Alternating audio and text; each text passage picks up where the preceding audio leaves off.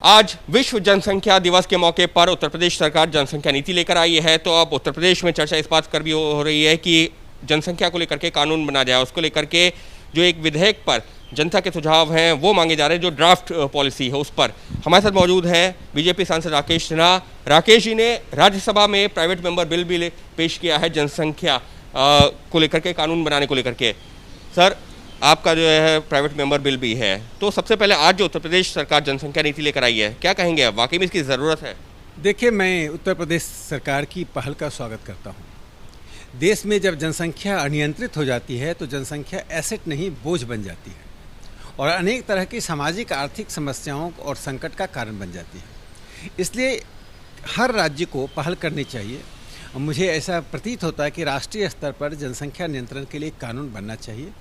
भारत के प्रधानमंत्री श्री नरेंद्र मोदी जी ने लाल किले से अपने उद्बोधन में जो एक बात कही थी कि संसाधन और जनसंख्या के बीच में एक समानुपात होना चाहिए, और यह जनसंख्या नीति का एक अधिष्ठान है। मुझे प्रसन्नता इस बात की है कि मोदी जी के बाद इस पर निरंतर बहस चलती रही और एक आम सहमति की ओर देश बढ़ता जा रहा है। इसमें किसी को अब आपत्ति नहीं है कि जनसंख्या नियंत्रण करना के लिए कानून बनना चाहिए। तो सर, अभी तो उत्तर प्रदेश सरकार ये जनसंख्या नीति लेकर आई है, उसके बाद में ड्राफ्ट जो है प्रपोजल भी है कि कानून कैसे बनाया जा सकता है। उस पर पब्लिक का जो है रिप्लाई भी मांगा गया, जवाब मांगे गए। लेकिन मानते हैं कि सिर्फ ये उत्तर प्रदेश नहीं बल्कि केंद्र स्तर पर भी इस तरह से होना चाहिए। आपकी ये मांग है? देखिए, मेरी ये धारणा और मांग है, और प्रधानमंत्री जी ने जैसा कहा था उसके बाद से एक लगातार बहस चलती रही। मैंने भी एक प्राइवेट मेंबर बिल 2019 में राज्यसभा में दिया था, जिसमें 2 बच्चों के 2 चाइल्ड नॉर्म का मैंने जिक्र किया था। और मैंने एक और बात की जिक्र की थी कि जनसंख्या नीति जिस दिन से लागू होती है उसके 18 महीने तक यह नीति का कोर्सिव पार्ट लागू नहीं होगा, यानी दमनकारी पार्ट रोकने के लिए जो हम कानून बनाते वो लागू नहीं होगा। 18 महीने तक उस पर एक लोकतांत्रिक विमर्श होगा, लोगों को जन जागरण होगा, जिससे जो लोग इससे अवगत नहीं हैं अवगत हों। तो एक लोकतांत्रिक विमर्श के द्वारा जनसंख्या नीति को स्थापित करना, जिससे मिनिमम कन्फ्लिक्ट और मैक्सिमम बेनिफिट, न्यूनतम संघर्ष हो और अधिकतम देश को लाभ हो, मेरा वो उद्देश्य रहा। क्या क्या सलाह आपने, क्या सलाह या फिर जो है जो चर्चा के दौरान आप किन मुद्दों को उठाने जा रहे हैं इस प्राइवेट मेंबर बिल के? देखिए, जो लोग 2 बच्चों के नॉर्म को तोड़ते हैं उन्हें चुनावी राजनीति से वंचित करना चाहिए। लेकिन जो पास्ट में है, जब कानून के रिट्रोगेटिव ये कानून लागू नहीं होना चाहिए, मेरा मानना है। जिन लोगों को 2 बच्चे से अधिक 18 महीने के बाद भी आगे बढ़ते हैं, उन्हें पब्लिक डिस्ट्रीब्यूशन सिस्टम, उन्हें बैंक के इंटरेस्ट का लाभ नहीं मिलना चाहिए, कम मिलना चाहिए।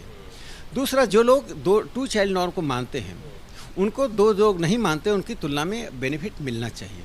तो यह तुलनात्मक रहने से एक निश्चित सीमा के बाद, एक निश्चित समय के बाद इसका रिव्यू होना चाहिए, इस पर पुनर्विचार होना चाहिए कि इसका कितना लाभ हुआ। यदि कोर्सिव पार्ट से लाभ हुआ तो उसको जारी रखना चाहिए, यदि हानि हुई तो उसे हटा देना चाहिए। तो एक लोकतांत्रिक देश में हर प्रक्रिया में उस विमर्श को शामिल करना चाहिए। तो मुझे लगता है कि जो मूल बिंदु है कि भारत में जो एक इकोलॉजिकल फुटप्रिंट होता है, इसका मतलब होता है कि एक व्यक्ति अपने जीवन में अपने कितना कंजम्पशन करता है, उसके लिए कितना चाहिए। एक बायो कैपेसिटी होता है, उसका तात्पर्य होता है कि जिसका वो कंजम्पशन करता है संसाधनों का, वो कितना रीजनरेट होता है, फिर से उसको पैदा किया जा सकता है। तो भारत में जो कंजम्पशन होता है वो 112 है और जो रीजनरेट करने वाली बायो कैपेसिटी है वो 0.05 है। तो गैप जो है 148% का है। तो इसका अर्थ है कि अगले 20-25 साल में यह गैप इतना बढ़ जाएगा कि हमारे पास संसाधन ही नहीं रह जाएगा, जनसंख्या एक बोझ बन जाएगी। तो ऐसी स्थिति ना हो। लेकिन कांग्रेस पार्टी ने 70 से लेकर 2021 तक निरंतर इस पर राजनीति की है। सिर्फ वो कमेटियां बनाती थी, समितियां बनाती थी, कमीशन बनाती थी, उनके अनुशंसा आती थी और ठंडे बस्ते में डाल देती थी। इसे तुष्टीकरण की नीति से, धर्म और जाति के भेदभाव से अलग रखकर एक राष्ट्रीय स्तर पर निरपेक्ष नीति का निर्माण होना। लेकिन सर, अभी भी जो है कई सारे ऐसे जो है विपक्षी पार्टीज़ हैं या फिर लोग हैं जो ये कह रहे हैं कि चुनाव आते ही, यूपी चुनाव सर पर है तो अब इस तरीके के कानून बनाने की बात हो रही है। तो ये चुनावी राजनीति है बीजेपी की तरफ से और कुछ नहीं। देखिए, जब भी कोई कदम उठाया जाता है तो देश में कहीं न कहीं कोई चुनाव होता है। इसलिए प्रधानमंत्री जी ने जो वन नेशन वन इलेक्शन की बात कही थी, तो विपक्ष मान ले। चुनाव एक बार होगा देश में, 4 साल तक हम नीतियों को चुनाव से नहीं जोड़ पाएंगे। विपक्ष चित्त भी मेरा पट भी मेरा, वह भी नहीं मानेगा, यह भी नहीं मानेगा। तो क्या देश में नीतियों का निर्माण, विकास के कार्यक्रम को ठप कर दिया जाए? सवाल इसमें इतना ही है कि मुस्लिम समाज के मन में एक धारणा बना दी गई है कि आपकी जनसंख्या रोकने के लिए है। यह सत्य भी है कि मुस्लिम समाज का प्रतिकार होता है और मुस्लिम नेता ही जनसंख्या नीति का सबसे अधिक विरोध करते हैं। उन्हें इस लोकतांत्रिक विमर्श का हिस्सा बनना चाहिए और धर्म के आधार पर धर्म के चश्मे से देखना बंद करना चाहिए।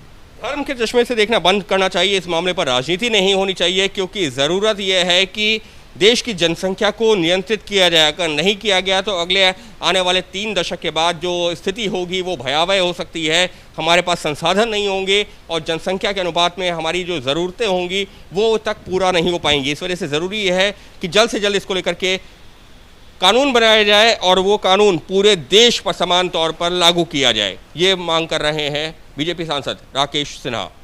कैमरा पर्सन राजेश के साथ अंकित गुप्ता, एबीपी न्यूज़, दिल्ली।